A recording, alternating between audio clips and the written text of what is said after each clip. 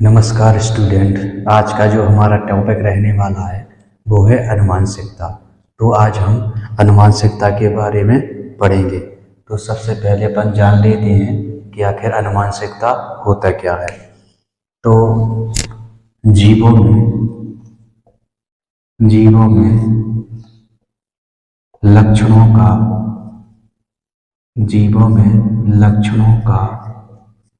एक पीढ़ी से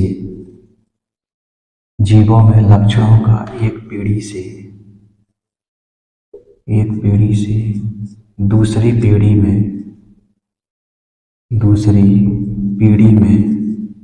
लक्षणों का एक पीढ़ी से दूसरी पीढ़ी में जाना अनुवांशिकता कहलाता है। अनुवांशिकता कहलाता है। जीवों में लक्षणों का एक पीढ़ी से दूसरी पीढ़ी में जाना अनुवांशिकता कहलाता है। अब यहाँ पे लक्षणों की बात आई है, तो आखिर लक्षण ऐसे कौन से हैं जो एक पीढ़ी से दूसरी पीढ़ी में जा सकते हैं। तो लक्षणों की बात करें तो जैसे कि आँखों का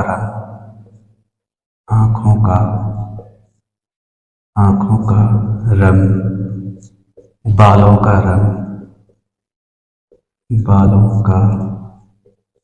रंग इत्यादि, ये इस तरीके के लक्षण होते हैं जो अपन को अपने माता पिता से प्राप्त होते हैं और उनकी ये संतानों में जाते हैं।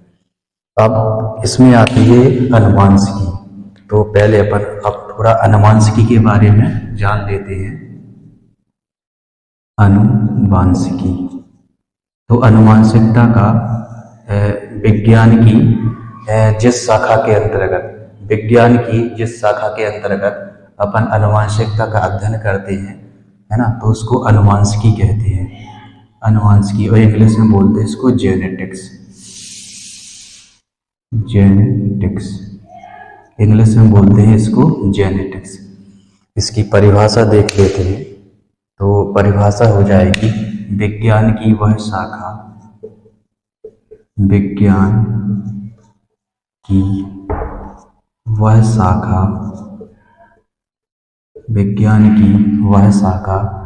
जिसके अंतर्गत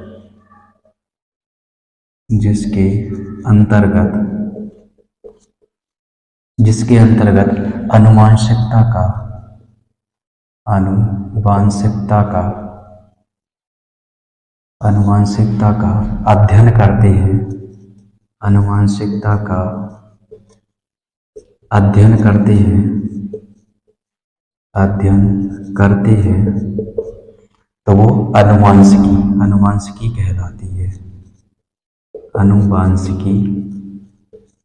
कहलाती है। और इंग्लिश में इसको जेनेटिक्स बोलते हैं। अब बात करते हैं कि आखिर इसकी शुरुआत किसकी हुई। तो शुरुआत इसकी सबसे पहले एक साइंटिस्ट थे, वैज्ञानिक थे, जिनका नाम है ग्रेगर जॉन मेंडल। इनके जो जन्मदाता हैं वो हैं Gregor John Mendel.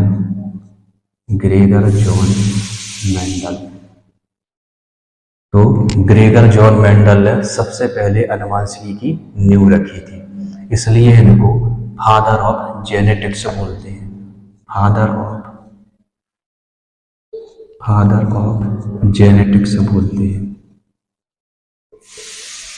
Father of genetics यानी कि अनुवांशिकी के पिता या अनुवांशिकी के जनक बोलते हैं इनको। अनुवांशिकी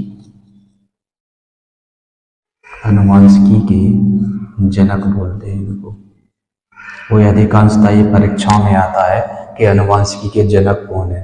तो अनुवांशिकी के जनक पूरा नाम इनका ग्रेगर जॉन मेंडल हो जाएगा, और नहीं तो केवल अपन मेंडल के नाम से भी इनको जानते हैं। इन्होंने अनुवांशिकी से संबंधित 3 नियम दिए थे। तो मेंडल ने अनुवांशिकी से संबंधित या अनुवांशिकता से संबंधित 3 नियम प्रतिपादित किए। 3 नियम तीन नियम प्रतिपादित किए,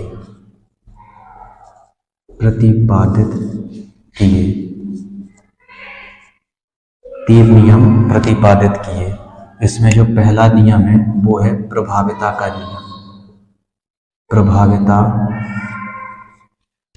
का नियम, प्रभाविता का नियम, प्रभाविता का नियम। दूसरा है, एक पहला हो जाएगा, दूसरा है इनका पृथक्करण का नियम। दूसरा जो नियम है वो है पृथक्करण का नियम, पृथक्करण का नियम।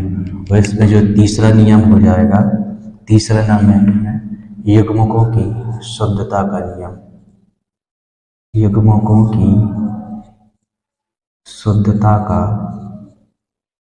युग्मकों की शुद्धता का नियम। तो ये तीन नियम दिए थे, है ना, मेंडल ने, जिसको इनको कई नामों से भी जाना जाता है, जैसे कि इन तीन नियमों को मेंडलवाद कहते हैं, मेंडलवाद कहते हैं। इसी को मेंडलिज्म भी बोलते हैं, मेंडलिज्म, इसी को मेंडलिज्म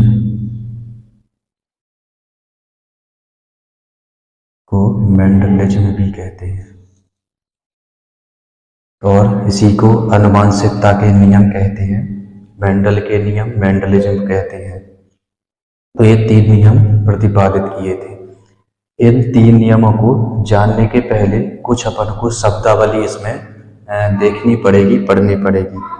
तो आप इसको नोट कर सकते हैं और इसके बाद अपन कुछ शब्दावली भी पढ़ लेते हैं इससे संबंधित, जैसे कि, तो इसको मैं साफ कर देता हूँ और इसके बाद फिर इससे संबंधित कुछ शब्दावली भी अपन देखेंगे।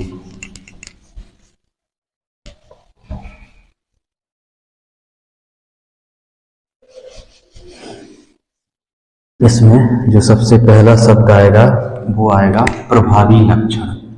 पहला है प्रभावी लक्षण, प्रभावी लक्षण। अभी अपन इसके बारे में पढ़ेंगे, केवल अभी इसकी परिभाषा अपन जान लेते हैं कि आखिर ये होते क्या हैं। तो प्रभावी लक्षण वह होते हैं, तो ऐसे लक्षण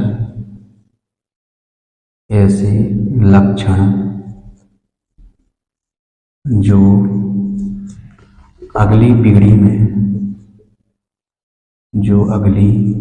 में दिखाई देते हैं, अगली पीढ़ी में दिखाई देते हैं, वो आपके प्रभावी लक्षण कहलाते हैं, प्रभावी लक्षण कहलाते हैं, प्रभावी लक्षण कहलाते हैं। ऐसे लक्षण जो अगली पीढ़ी में, है ना, स्पष्ट रूप से अपन को दिखाई देते हैं, तो वो आपके प्रभावी लक्षण कहलाते हैं। इसके बाद दूसरा आता है अप्रभावी लक्षण, अप्रभावी लक्षण, अप्रभावी लक्षण। तो ऐसे लक्षण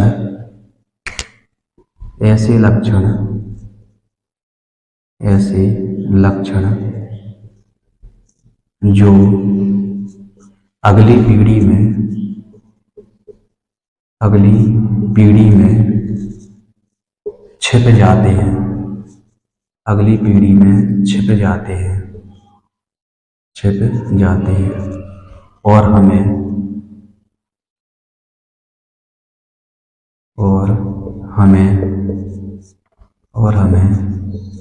दिखाई नहीं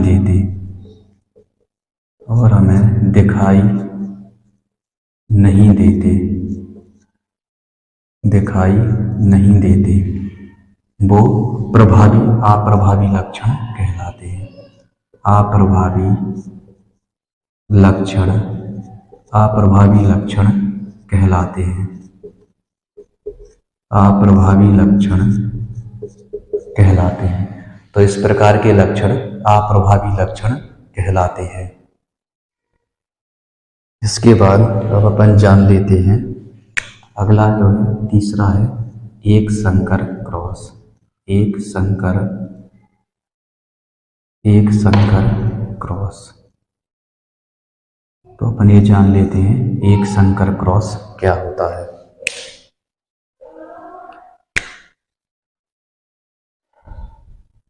ऐसा क्रॉस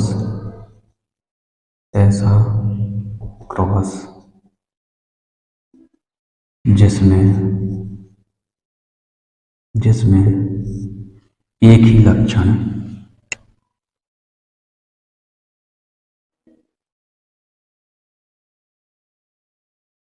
जिसमें केवल एक ही विपरीत लक्षण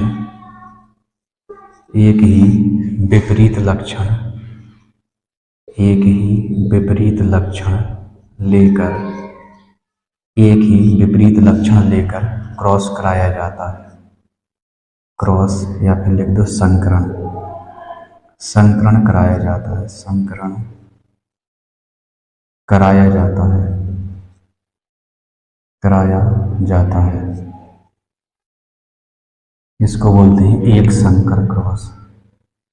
एक संकर क्रॉस कहते हैं। एक संकर क्रॉस बोलते हैं।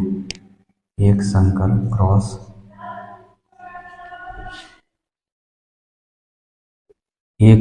क्रॉस कहते हैं, या इसको इंग्लिश में बोलते हैं मोनो हाइब्रिड क्रॉस।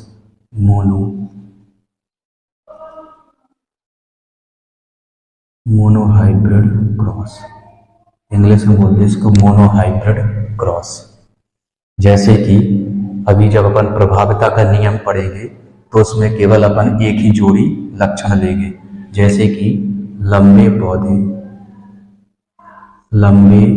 पौधे जिसको अपन डिनोट करेंगे कैपिटल टी से, और दूसरा जो अपन लेंगे लक्षण वो लेंगे बौने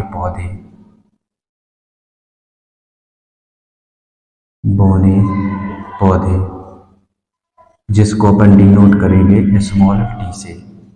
तो इस तरीके के एक ही लक्षण अपन ने एक ही जोड़ा विपरीत लक्षण लिया है। तो ऐसा क्रॉस जिसमें केवल एक ही विपरीत लक्षण, एक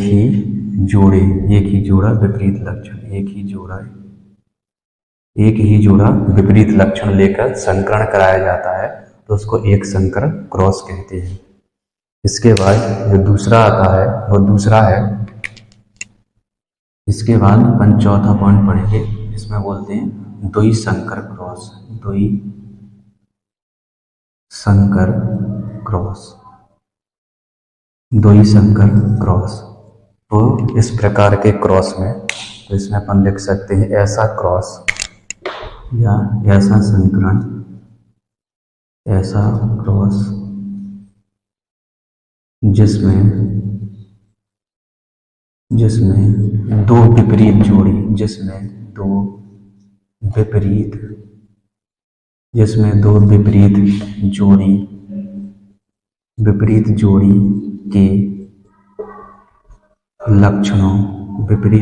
के लक्षणों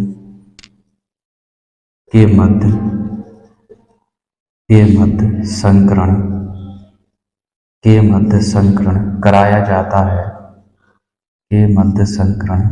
जाता है। इसको द्वि संकर क्रॉस बोलते हैं। द्वि संकर क्रॉस बोलते हैं या द्वि संकर क्रॉस कहते हैं। द्वि संकर क्रॉस कहते हैं। इसको बोलते हैं अपन डाई हाइब्रिड क्रॉस। इसको बोलते हैं अपन डाई हाइब्रिड क्रॉस। हाँ, इसको अपन समझने के लिए उदाहरण के तौर पर लिख सकते हैं। इसमें लिख सकते हैं अपन गोल गोल पीले, गोल पीले मतलब इसमें दो लक्षण लेंगे अपन, गोल पीले, तो यहाँ पे लिख दो झुर्रीदार हरे, झुर्रीदार हरे, झुर्रीदार हरे बीज, और इसमें गोल पीले बीज। तो इसको अपन दर्शाएंगे कैपिटल आर, इसको दर्शाएंगे अपन कैपिटल आर और कैपिटल आर और कैपिटल वाई से, और इसको अपन दर्शाएंगे, इसको अपन दर्शाएंगे स्मॉल आर और स्मॉल वाई से। इस तरीके से अपन देख सकते हैं इसमें दो जोड़ी है, गोल और पीले, और इसमें झुर्रीदार और हरे, दो प्रकार के लक्षणों के बीच है ना क्रॉस कराते हैं अपन, इसलिए इसको द्विसंकर क्रॉस, और इसमें अपन केवल एक ही लक्षण के जोड़े को लेकर के क्रॉस कराते हैं या संकरण कराते हैं, इसलिए इसको एक संकर क्रॉस कहते हैं। इतनी सब शब्दावली पढ़ने के बाद अब अपन देखेंगे प्रभावता का नियम। तो सबसे पहले अब अपन देखते हैं इसमें प्रभावता का नियम, और भी कुछ शब्दावली आएगी तो उसको आपको बीच बीच में बताते जाएंगे। फिलहाल अब अपन है ना मेंडल का जो प्रथम नियम है ना प्रभावता का नियम पढ़ते हैं। प्रभावता का नियम होता क्या है, तो सबसे पहले अपन देखते हैं प्रभावता का नियम। पहला नियम है प्रभावता का नियम या मेंडल की प्रभावता का नियम, प्रभावता का नियम। तो इसमें क्या करते हैं अपन, जब इसमें लक्षणों को लेकर, इसमें दो लक्षणों को लेकर के इस नियम के अनुसार जब विपरीत लक्षणों के एक जोड़े, जब दो विपरीत जोड़े के लक्षणों को ध्यान में रखकर क्रॉस कराते हैं तो अपन इसमें लिख सकते हैं कि वह इस नियम के अनुसार, इस नियम के अनुसार, इस नियम के अनुसार दो विपरीत जोड़े, दो विपरीत जोड़े, दो विपरीत जोड़े को लेकर, जोड़े को लेकर संकरण कराते हैं, को लेकर संकरण कराते हैं,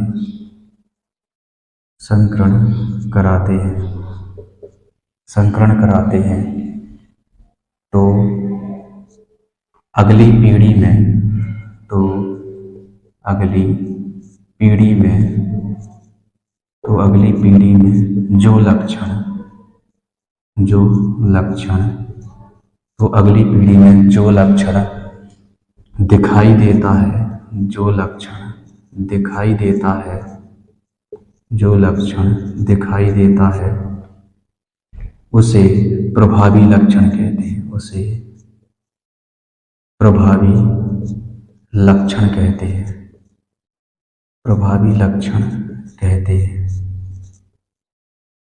और जो दिखाई नहीं देता, और जो दिखाई नहीं देता, जो दिखाई नहीं देता अथवा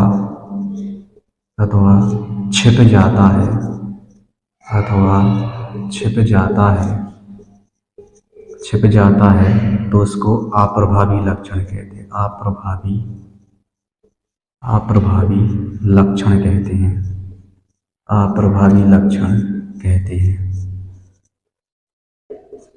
अप्रभावी लक्षण कहते हैं। तो ये मेंडल का नियम हो गया है ना प्रभावता का नियम। अब इसको अपन उदाहरण के तौर पे, उदाहरण के रूप में इसमें पढ़ेंगे। तो इसमें अपन दो प्रकार के लक्षण देंगे, दो प्रकार के लक्षण हैं, लंबे पौधे, लंबे पौधे, और दूसरे प्रकार के लेंगे इसमें बौने पौधे, बौने पौधे, और इनको अपन दर्शाएंगे, इसको कैपिटल टी से और इसको अपन दर्शाएंगे स्मॉल टी से, स्मॉल टी से। तो इनमें क्या होता है, इनमें होता है अर्धसूत्री विभाजन। आपको पता होना चाहिए, या नहीं है पता तो हम बता दे रहे। जो मनुष्य की जो प्रत्येक कोशिका है, उस प्रत्येक कोशिका में 23 जोड़े गुणसूत्र होते हैं, और यदि संख्या की बात करें तो 46 जोड़े गुणसूत्र होते हैं। तो जब इनमें अर्धसूत्री विभाजन होता है तो गुणसूत्रों की संख्या आधी आधी हो जाती है। तो यहाँ पे इस तरीके से इसमें आधे आधे गुणसूत्र हो जाएंगे, आधे आधे गुणसूत्र इस तरीके से इसमें हो जाएंगे।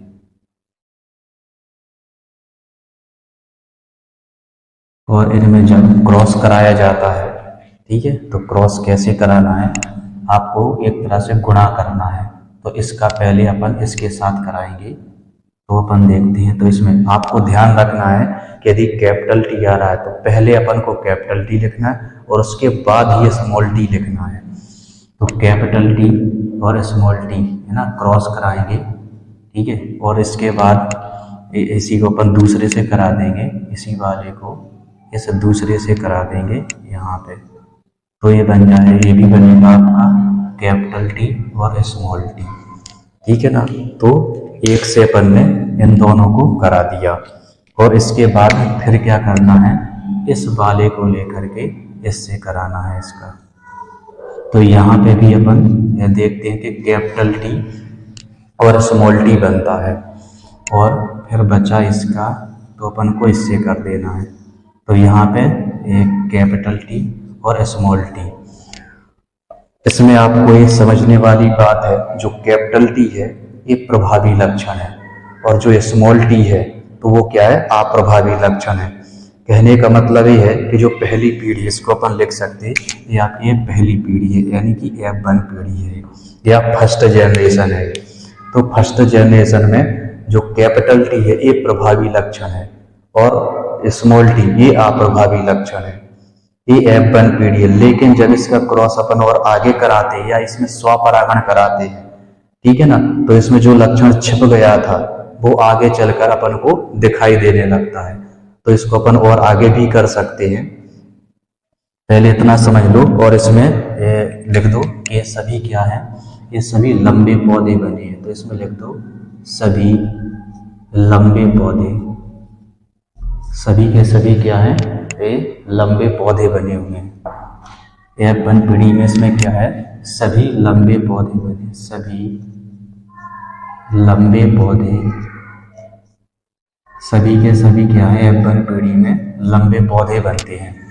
अब इन जोड़ों को, दो जोड़ों को लेकर के इनके बीच में स्वपरागण कराते हैं। तो यहाँ पे अपन इसको करा सकते हैं। तो इसको लेना है अपन को कैपिटल टी स्मॉल टी, और यहाँ पे भी आपको कैपिटल टी और स्मॉल टी लेना है। तो जब इनमें भी, ये अपन ने ले लिया, इनमें भी अर्धसूत्री विभाजन होगा। जब इनमें अर्धसूत्री विभाजन होगा तो इस तरीके से इसमें गुणसूत्र बनते हैं, कैपिटल टी स्मॉल टी और कैपिटल टी स्मॉल टी। इस तरीके से इसमें अर्धसूत्री विभाजन होगा। और जब इनके बीच क्रॉस कराया जाता है या स्वपरागण कराया जाता है, तो इसमें अपन को कराना है आप स्वपरागण, स्वपरागण। ये हम आपको अगले इसके पिछले वाले वीडियो में हम आपको बता चुके हैं कि स्वपरागण और परपरागण क्या होता है। तो इनमें जब अपन स्वपरागण कराते हैं तो इसका अपन क्रॉस कराएंगे इस तरीके से। तो इसमें आप देखते हो कैपिटल टी बनते हैं, इसमें कैपिटल टी और यहाँ पे कैपिटल टी। फिर इसी का अपन को इस दूसरे से कराना है। तो यहाँ पे तो आपको ध्यान रखना कि पहले आपको कैपिटल बनाना है और फिर स्मॉल बनाना है। इसी प्रकार से अपन इसका भी करेंगे। तो इसमें अपन देखते हैं, इसका कराएंगे इससे। तो यहाँ पे भी ये कैपिटल टी और स्मॉल टी बनता है, और यहाँ पे इसका इससे कराएंगे तो ये दोनों स्मॉल टी बनते हैं। तो कहने का मतलब जो पहली पीढ़ी में ये आपकी F2 पीढ़ी हो जाएगी। यहाँ पे लिख दो F2 पीढ़ी या सेकंड जनरेशन। तो पहली पीढ़ी में जो लक्षण छिप गया था वो अगली पीढ़ी में अपन को दिखाई देता है। तो इसमें अपन लिख सकते हैं, ये हो जाएगा आपका शुद्ध लंबा या शुद्ध लंबे पौधे, शुद्ध लंबे पौधे। ये आपके हो जाएंगे शुद्ध लंबे पौधे। ये क्या हो जाएंगे, ये हो जाएंगे आपके शुद्ध लंबे पौधे। और ये वाला हो जाएंगे शुद्ध बौने पौधे, शुद्ध बौने, शुद्ध बौने पौधे। ये हो जाएंगे आपके शुद्ध बौने पौधे। और इसके अलावा ये मिक्स बनते हैं, यानी कि ये हाइब्रिड बन रहे हैं। ठीक है, तो इसमें दोनों लक्षण है, आपके लंबे वाले भी रहेंगे और बौने वाले, इसमें दोनों लक्षण, लेकिन प्रभावी लक्षण आपका लंबे होने का रहेगा। ये जो लंबे होने का ये प्रभावी लक्षण, और ये अप्रभावी मतलब छुपा हुआ, ये ज्यादा दिखाई नहीं देता है अपन को। तो इसी में अपन को दो चीजें और पढ़ना है, एक को बोलते हैं अपन जीनोटाइप और एक को बोलते हैं फिनोटाइप। तो अपन यहीं पे इसके बारे में भी पढ़ लेते हैं, मैं यहाँ पे बता दे रहा हूँ इसको, जीनोटाइप और फिनोटाइप के बारे में। तो पहले अपन यहाँ पे देखते हैं कि जीनोटाइप क्या होता है। जीनोटाइप, जीनोटाइप इसको बोलते हैं अपन जीन प्रारूप, इसको बोलते हैं जीन प्रारूप। जीन प्रारूप एक वह विधि है जिसमें जीव क्या है, अपने जीन संरचना में परिवर्तन, जीवों के जीन की संरचना में होने वाले जो परिवर्तन होते हैं उनको अपन जीन प्रारूप कहते हैं। जैसे कि आप इसमें देख सकते हैं कि इनका यदि जो जीन प्रारूप देखें तो ये रहेगा इनका 2:1 अनुपात, इसमें रहेगा 1:2:1। कहने का मतलब ये है कि जो इनके अंदर की संरचना देखें तो इसमें केवल लंबे पौधे हैं, तो इसको वन, और दो प्रकार के पौधे बने हैं जिनमें प्रभावी व अप्रभावी मतलब लंबे और बौने होने दोनों प्रकार के लक्षण हैं, तो इसको 2 लिखेंगे। और शुद्ध बौने पौधे बने हैं तो इसका 1 बने। तो मतलब जीन प्रारूप अगर अपन देखें इसमें, या जीन की संरचना देखें इसमें, या गुणसूत्र की संरचना देखें, तो इसमें अपन देख सकते हैं इसमें मिक्स हैं, और इसमें क्या है, ये शुद्ध लंबे पौधे हैं और शुद्ध ये बौने पौधे हैं। तो इस तरीके का यदि जीन प्रारूप या जीनोटाइप देखें इनका, तो ये वाला अनुपात आएगा इसमें। और इसके बाद आता है फिनोटाइप। फिनोटाइप का मतलब होता है बाहरी रंग, यानी कि वे लक्षण जो अपन को बाहर से दिखाई देते हैं या बाहरी लक्षण जो होते हैं वो फिनोटाइप कहलाते हैं। तो फिनोटाइप में अपन देखें इसमें तो 3 प्रकार के, मतलब ये भी लंबा पौधा, ये भी लंबा पौधा, ये भी लंबा पौधा, और केवल ये वाला पौधा है आपका बौना। तो इसका जो अनुपात निकालें अपन, तो इसका अनुपात आ रहा है आपका 1:2:1, और इसका अनुपात आ रहा है 3:1 आ रहा है। तो ये फिनोटाइप है। तो फिनोटाइप का मतलब होता है जो बाहरी रूप लक्षण होते हैं या जो अपन को बाहर से दिखाई दे रहे हैं, जैसे कि लंबे होने का जो लक्षण है अपन को बाहर से दिखाई दे रहा है, इसलिए ये क्या है, ये फिनोटाइप है। और ठीक है ना, तो इस तरीके से ये जीनोटाइप और फिनोटाइप अपन निकाल सकते हैं। इसमें ये अनुपात आपको ध्यान रखना है ना, जीनोटाइप का अनुपात ए और फिनोटाइप का अनुपात ए होता है। इसके बाद मेंडल का जो दूसरा नियम है वो आता है अपना पृथक्करण का नियम। तो पृथक्करण का नियम अपन है ना पढ़ेंगे। तो पृथक्करण का जो नियम है वो अपनी नेक्स्ट क्लास में अपन पढ़ेंगे। अभी तक के लिए बस इतना ही। नमस्कार।